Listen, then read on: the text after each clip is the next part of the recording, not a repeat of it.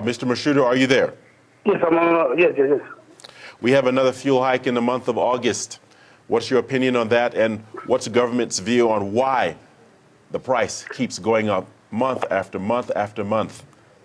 Okay, what we can say as government is that fuel price, the way we determine the fuel price, we use what we call an import parity.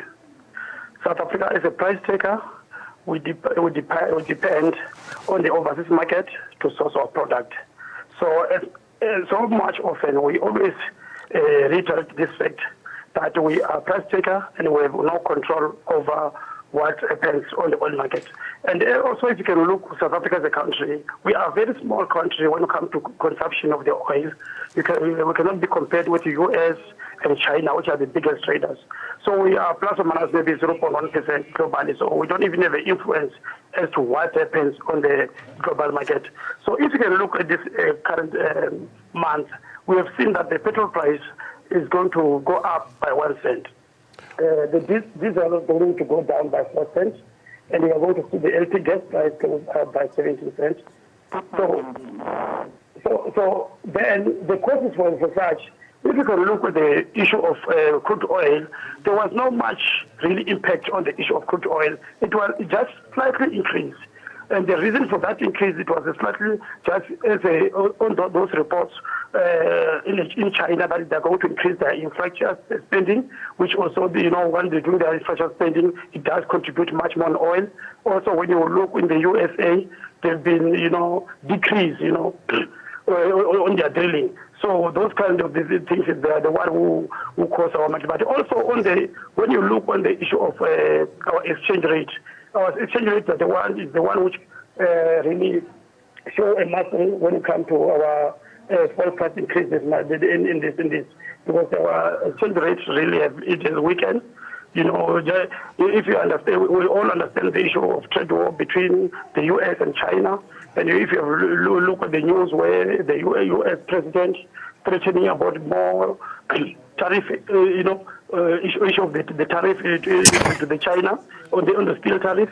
So those kind of things makes, when the investors look at our countries, like emerging countries like our South Africa, they call it like a riskier asset. The scale of investors in our country, so we find that there's no more appetite or demand for investors to invest more in our countries. They move in those bigger countries like America. All right, Mr. Mashudu, thank you for your insight. But the general sentiment is that the government has no sympathy for the vast majority of its citizens, especially when it comes to the fuel price. To that, you say what?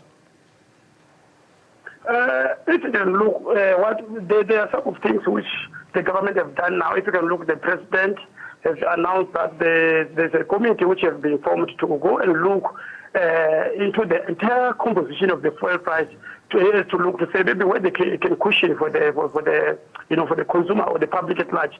So that task team will come out with a recommendation as to what. So I do want to preempt into the task team findings after they look at the composition, because we are, as the Department of Energy, we have an input also through different structures to input in such structure. So that's how the government, I think, will respond positively when it comes to cushioning for the public at large. All right, Mr. Mashudu, thank you for your response. Let's get Mr. Ben Theron in.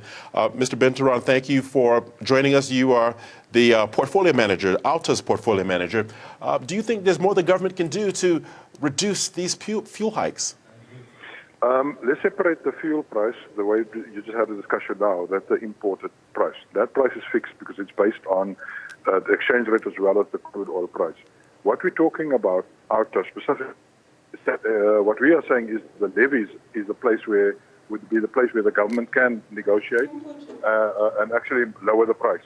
Very simply, at the moment, we are paying a lot to RAF, the Road Accident Fund, and they are abusing the funds. They are corrupt, and there are things that need to be done to manage that organization properly. So we're saying drop that portion by R1, and that will assist the commuter and South Africans in general. Well, Mr. Ben Theron, you are about to embark upon a strike, and a march rather, to the National Treasury. Do you think that a single march could change the course of government's decision on the fuel price? Well, it depends on which view you take. If the government is a government of the people, for the people, they will try their utmost to at least assist the citizens of South Africa. That's all we're asking is listen to the citizens, assist them in the short term while we sort out the corruption, because that is where the problem lies in South Africa, corruption and maladministration, because the costs and the taxes that we are paying should be able to soften this blow. All right. Let's see if Mr. Mashudu Sinthumule is still with us. Mr. Mashudu. Yes, sir. Mr. Theron simply says that if you are the government of the people, you would certainly assist the people, and that the government is corrupt, and that there is more that they can do. To that, you say what?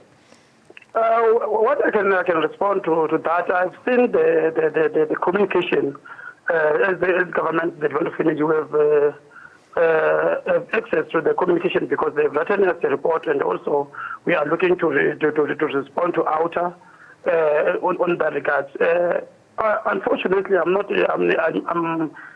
just an administrator. I'm not much more in politics, political space, and I'll be unable to respond to issues which may be related to politics. But I do believe that and concur that government really has a dual responsibility to see that, because when you see the cost of living, apart from petrol, you will see that we've got the issue of VAT, we've got the issue for high electricity costs, which as the country, we have to deal with that because, the petrol in particular, the impact on the inflation, then it goes back to transport, it goes back on the food. So hence I still started to say the president have appointed a team which is going to look at all those issues, and I do believe that they will come with appropriate decision, so which we will be able to cushion such. All right, let's bring Theron back in. Ben, surely you should have a plan B. If you don't get the result that you want, what will you do next?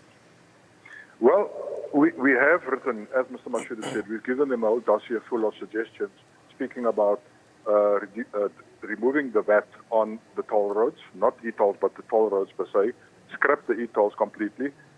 Government will save money because at the moment they're not having enough income on that. So we won't be saving the motorists on the e-tolls because we're not paying it anyway. But government will then save that money, and that money can be diverted to at least alleviate the plight. So it sounds like we're in agreement where Mr. Mashudu says government should be listening, and that's all we're asking. All right, we'll let you have that last word. Thank you, Mr. Theron from OUTA, Portfolio Manager, and Mr. Mashudu from the Department of Energy. Mr. Mashudu Sinthumule, thank you for your time.